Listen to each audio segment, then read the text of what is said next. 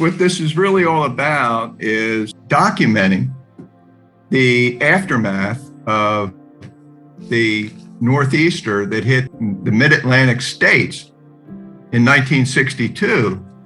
And it was one of the worst storms in U.S. history, yet it didn't hit in hurricane season. It hit in March of 1962.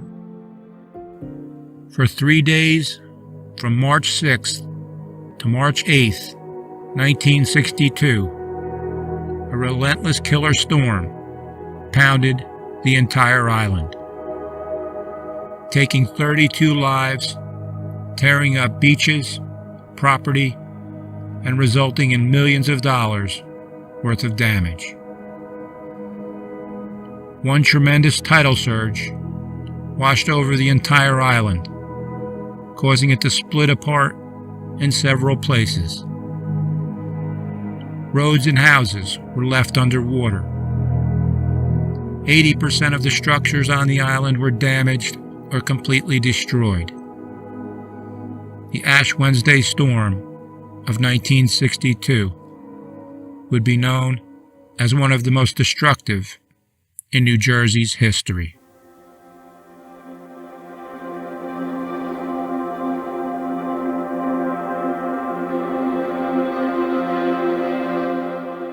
My father, who growing up as a kid, my father was an avid home movie taker.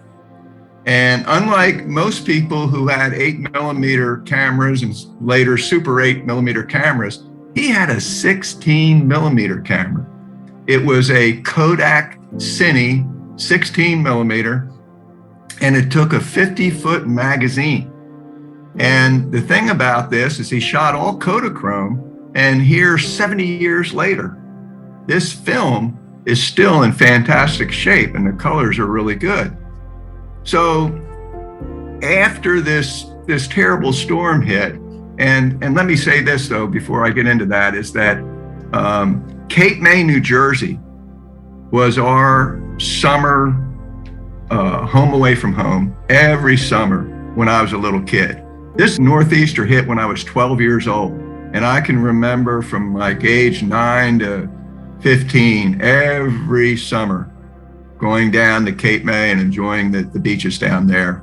And so it was a really lots and lots of memories in Cape May, New Jersey.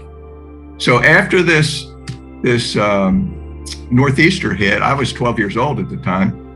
My dad, he got me and a few of my siblings in the car, drove down to Cape May, New Jersey with his 16mm Kodak Cine and said, "Hey, I'm gonna go ahead and document this." And it was like just an incredible disaster along the coastline in New Jersey. Now, this storm, it didn't just damage New Jersey and Cape May. It went up the mid-Atlantic coast, and from like North Carolina all the way up to New England, it caused havoc. But in Cape May, the damage was exceptional. And they had a wooden boardwalk that went from one end of the town to the other end of the town, a couple miles long. The entire wooden boardwalk was gone. And they ultimately replaced it with a seawall and a concrete boardwalk, an asphalt boardwalk. That's what they have today. But that old wooden boardwalk was history. Houses had roofs blown off them. Some were actually moved. They were on wooden piling supported foundations, and they were just ripped right off the foundations and relocated. It was a mess with not only the winds got up to about 70 miles an hour from what I understand, and of course a lot of flooding.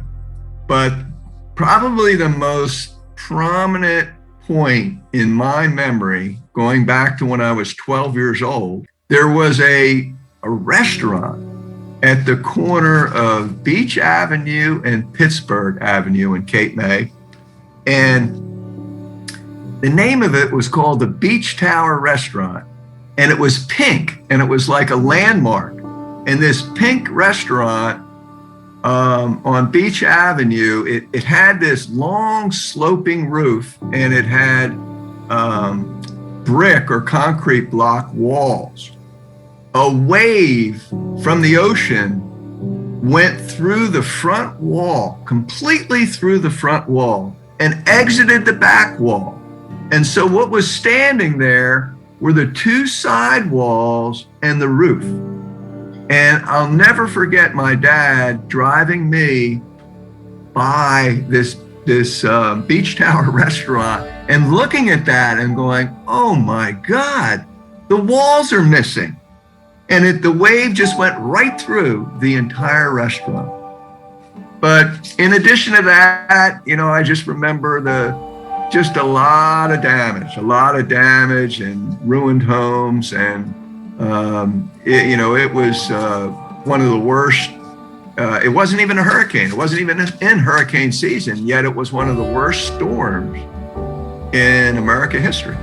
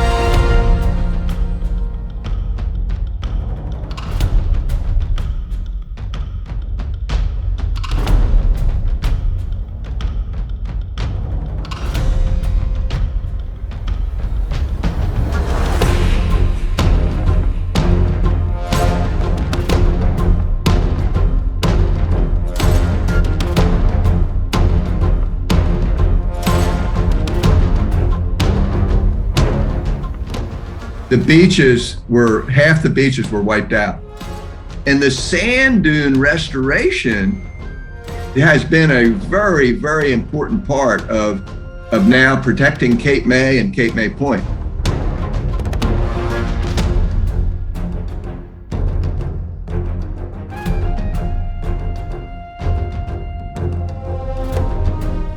I just saw a clip the other day that in the news, they rated the 10 best beaches in the U.S. and they had Cape May in the top 10. And then they also had in New Jersey, the best beach in New Jersey is Cape May.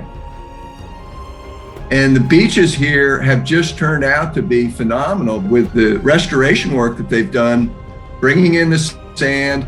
You know, they're getting dredges offshore, and they're getting that sand, and then they build up the dunes, and then they've got you know, the grass growing in the dunes to stabilize it.